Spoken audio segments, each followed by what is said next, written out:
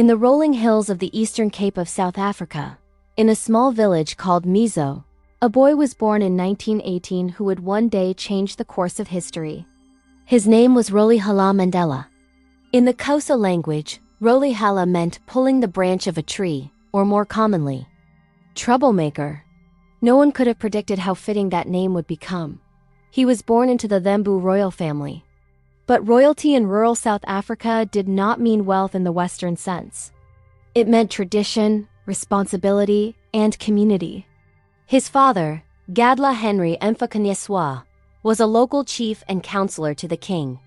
His mother, Nozakini, was deeply spiritual and instilled in him the values of humility and respect. Young Rolihlahla grew up herding cattle, running barefoot across green fields, listening to elders tell stories around evening fires. Those stories were not just entertainment.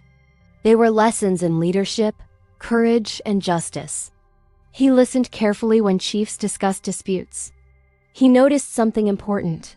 Real leadership was not about giving orders. It was about listening to everyone before making a decision. At age 7, he became the first in his family to attend school. On his first day, his teacher gave him an English name, as was common practice during colonial rule. She called him Nelson. The name would travel the world. As Mandela grew, so did the injustice around him. South Africa was a country divided by race. White minority rule controlled land, wealth, education, and opportunity. Black South Africans were treated as second-class citizens in their own homeland. Mandela did not fully understand the system at first. As a child, he saw segregation but did not yet grasp its cruelty. But as he moved away from his village to attend Clarkbury Boarding Institute and later Heldtown, he began to see the bigger picture. He excelled academically. He was disciplined, serious, and quietly determined. Those who met him described him as reserved but observant. He was not loud. He was not reckless. He was thoughtful. He later enrolled at the University of Fort Hare, one of the few higher education institutions available to Black Africans at the time.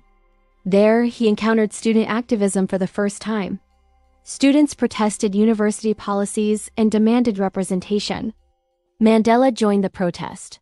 For this act of defiance, he was expelled. It was his first real confrontation with authority. It would not be his last. After refusing an arranged marriage organized by his guardian, Mandela fled to Johannesburg. He arrived with little money and no clear future. The city was overwhelming. Gold mines, industrial smoke, crowded townships, and stark inequality everywhere. He worked various jobs, including as a mine security guard and later as a law clerk. It was in Johannesburg that Mandela truly awakened politically.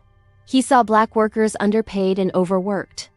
He saw passed laws that required Black citizens to carry identification documents at all times.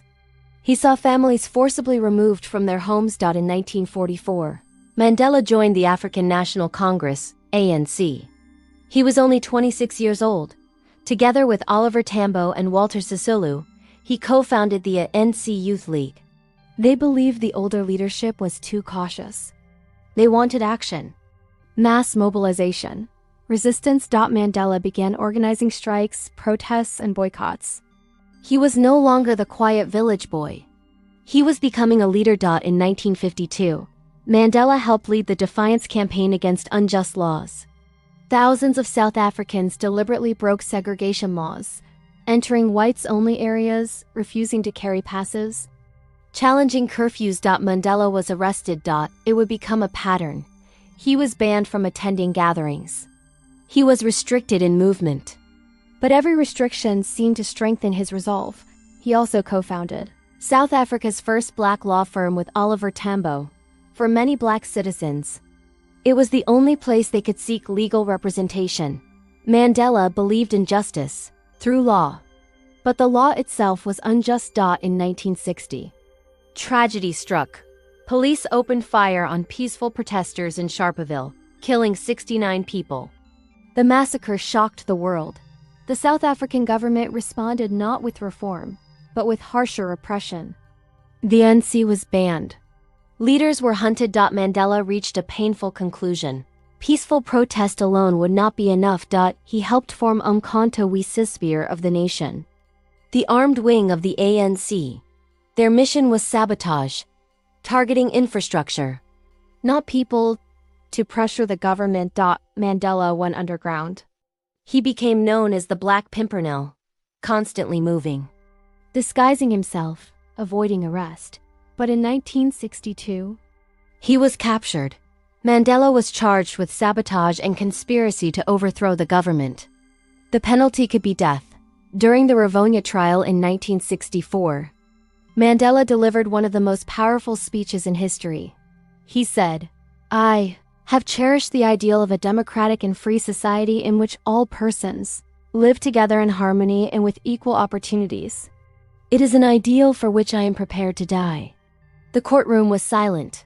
He was sentenced not to death, but to life imprisonment. At 46 years old, Nelson Mandela entered prison. Many believed his story was over. It was only beginning. Robben Island was cold, isolated, and unforgiving. Located off the coast of Cape Town, it was surrounded by icy Atlantic waters and strong currents. Escape was nearly impossible. Mandela's cell was small, barely large enough to lie down. A thin mat on the floor, a bucket for sanitation. No bed, no desk. The limestone quarry where he and other prisoners worked was blinding under the African sun. The white stone reflected light so intensely that it permanently damaged Mandela's eyesight. Dust filled their lungs. Guards shouted insults. Food was rationed according to race. Indian and colored prisoners received slightly more than black prisoners. The system was built to humiliate. But Mandela understood something powerful. If they could not control his mind, they could not truly imprison him. The early years were the hardest. He was separated from his family. Letters were rare and heavily censored. Visits were infrequent and brief. His children were growing up without him. His wife, Winnie Mandela, faced harassment and imprisonment herself. Loneliness could have destroyed him. Instead, Mandela built a routine. He exercised daily in his tiny cell. He studied law through correspondence courses. He read every book he could access. He learned Afrikaans, the language of his captors, not to surrender, but to understand them. He believed, to defeat your enemy, you must understand your enemy. This was not hatred. This was strategy. Robben Island became known as Mandela University. Why? Because Mandela and other political prisoners turned prison into a classroom. They debated politics. They discussed philosophy. They taught younger inmates about history and resistance. They shared knowledge constantly. Mandela never acted superior. He listened carefully. Even in prison, he practiced the leadership. Lessons he learned as a child, hearing every voice before speaking. He also began building relationships with prison guards, not through submission, through dignity. He stood straight. He spoke respectfully. He refused to be broken. Some guards remained cruel, but others began to see him not as a criminal, but as a man of principle. Outside prison walls, the anti-apartheid movement was growing. Universities in Europe and America protested. Artists wrote songs. Countries imposed sanctions. Free Nelson Mandela became a global rallying cry. But Mandela himself did not know the extent of his international fame. He was in isolation. The South African government thought time would erase him. Instead, time made him legendary. The longer he remained imprisoned, the stronger his symbolic power became. He became the embodiment of resistance. In 1985, after more than 20 years in prison, the South African government made Mandela an offer. They would release him. On one condition: he had to renounce violence and abandon the struggle against apartheid. It was a calculated move. They hoped he would accept, weakening the resistance. Mandela refused. He sent a message through his daughter. What freedom am I being offered while the organization of the people remains banned? Only free men can negotiate. He would not trade personal freedom for the freedom of his people. That decision defined him. Prison hardened many men. But Mandela chose a different path. Instead of letting anger consume him, He practiced emotional discipline. He once reflected that when he walked out of prison one day, he would leave bitterness behind. Because if he carried hatred, he would still be imprisoned. This was not weakness. It was strength beyond anger. He understood that South Africa could not survive a racial civil war. If he ever became free, reconciliation would be essential. He began thinking not just like a revolutionary, but like a future president. By the late 1980s, apartheid was weakening. Economic sanctions were hurting the country. Violence between protesters and police was escalating. The government realized the system was unsustainable. Mandela was transferred from Robben Island to Pollsmoor prison, and later to Victor Verster prison. Conditions improved slightly, but something more important happened. Secret negotiations began. Government officials started meeting Mandela privately. They wanted stability. They needed a solution. Mandela knew this was the moment. Decades of sacrifice had prepared him for. He did not demand revenge. He demanded democracy. On February 11, 1990, after 27 years in prison, Nelson Mandela was released. The world watched. South Africa was unstable. Violence between political factions was rising. Some white citizens feared revenge.